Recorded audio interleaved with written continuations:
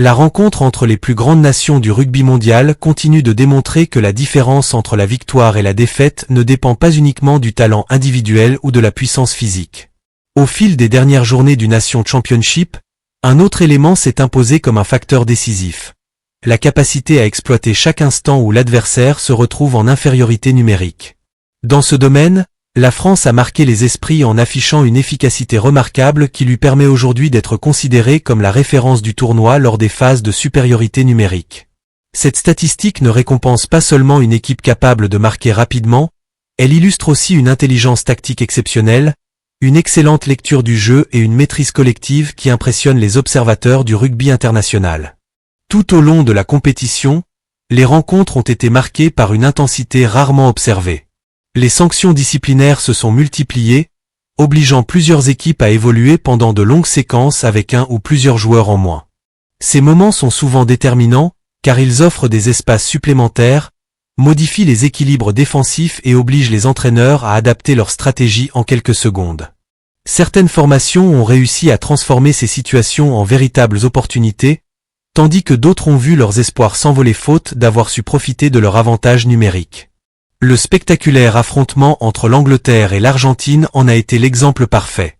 Cette rencontre restera dans les mémoires pour son incroyable succession de cartons jaunes, un scénario qui a complètement bouleversé le déroulement du match.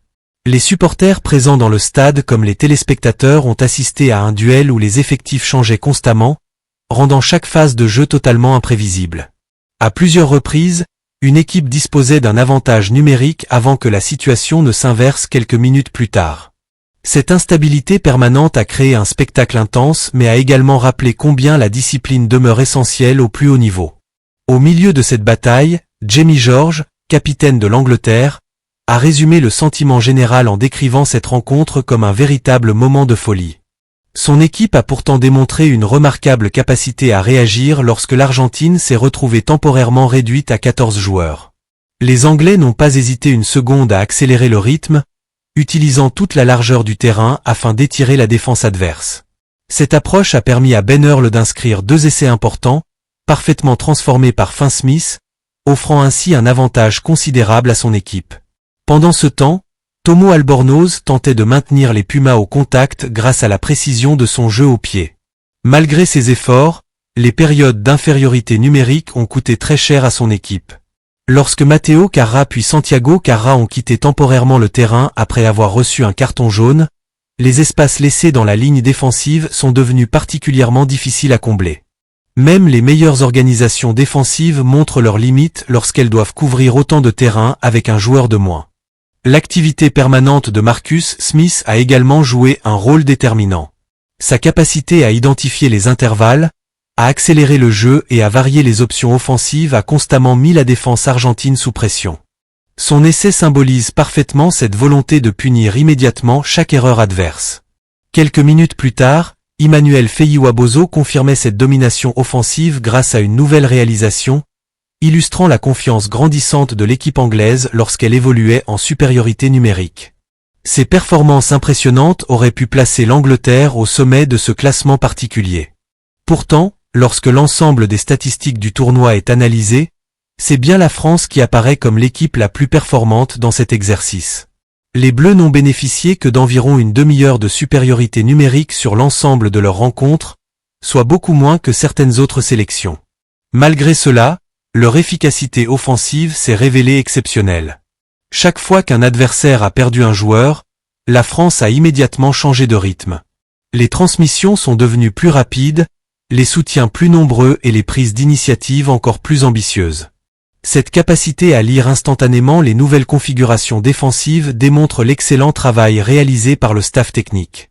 Les joueurs français ne cherchent pas uniquement la puissance. Ils privilégient avant tout la vitesse d'exécution, la qualité des courses sans ballon et la précision des passes. Cette approche explique pourquoi les Bleus ont réussi à inscrire un nombre impressionnant de points pendant ces courtes périodes de supériorité numérique tout en limitant considérablement les occasions offertes à leurs adversaires. Chaque possession est utilisée avec intelligence, chaque mouvement collectif semble parfaitement préparé, et chaque joueur connaît exactement son rôle. Cette maîtrise tactique reflète le niveau atteint par cette génération française, qui continue de progresser face aux meilleures nations du monde.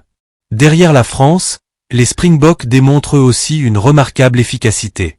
L'équipe d'Afrique du Sud possède une identité différente, fondée sur la puissance physique, la domination des collisions et la pression constante exercée sur les lignes adverses. Pourtant, lorsque les espaces apparaissent grâce à un avantage numérique, les champions du monde savent également accélérer le jeu avec beaucoup d'intelligence. Le duel entre l'Afrique du Sud et l'Écosse en fournit une illustration parfaite. Alors que le score était parfaitement équilibré, le carton jaune reçu par Ben Jason Dixon semblait offrir une excellente opportunité aux Écossais. Beaucoup imaginaient que cette supériorité numérique allait permettre à l'Écosse de prendre définitivement le contrôle du match. Pourtant, le scénario a totalement basculé. Au lieu de subir cette période délicate, les Springboks ont livré une démonstration de caractère. Leur organisation défensive est restée extrêmement solide malgré l'absence temporaire d'un joueur. Dès la récupération du ballon, ils ont retrouvé toute leur puissance habituelle.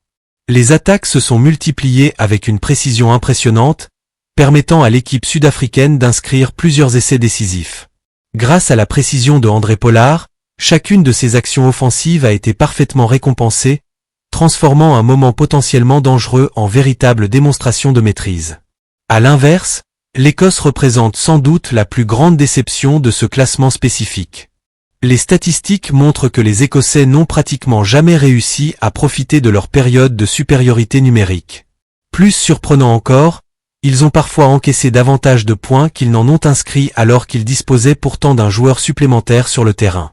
Cette situation souligne combien le rugby moderne ne récompense pas automatiquement l'équipe qui possède un avantage numérique. Sans précision technique, sans patience et sans excellente prise de décision, ces quelques minutes peuvent rapidement devenir un piège. Ce constat rappelle que le très haut niveau exige une concentration permanente. Les meilleures équipes savent conserver leur calme malgré la pression, tandis que les formations moins expérimentées se précipitent parfois, commettant des erreurs qui offrent de nouvelles opportunités à leurs adversaires. La réussite de la France dans cet exercice repose justement sur cette maîtrise émotionnelle. Les joueurs français ne cherchent jamais à forcer les actions. Ils construisent leurs offensives avec méthode avant d'accélérer au moment idéal. Au-delà des chiffres, cette tendance révèle également l'évolution du rugby international. Les équipes modernes travaillent désormais très précisément ces situations d'infériorité ou de supériorité numérique pendant leurs entraînements. Les systèmes offensifs sont préparés à l'avance, les combinaisons sont répétées et chaque joueur connaît les déplacements à effectuer selon le nombre de défenseurs disponibles. Cette préparation minutieuse explique pourquoi certaines sélections semblent capables de transformer quelques minutes d'avantage en véritable avalanche de points. Pour la France, cette réussite constitue un signal extrêmement encourageant avant les prochaines grandes échéances internationales. Les Bleus montrent qu'ils possèdent non seulement un effectif talentueux, mais aussi une remarquable intelligence collective.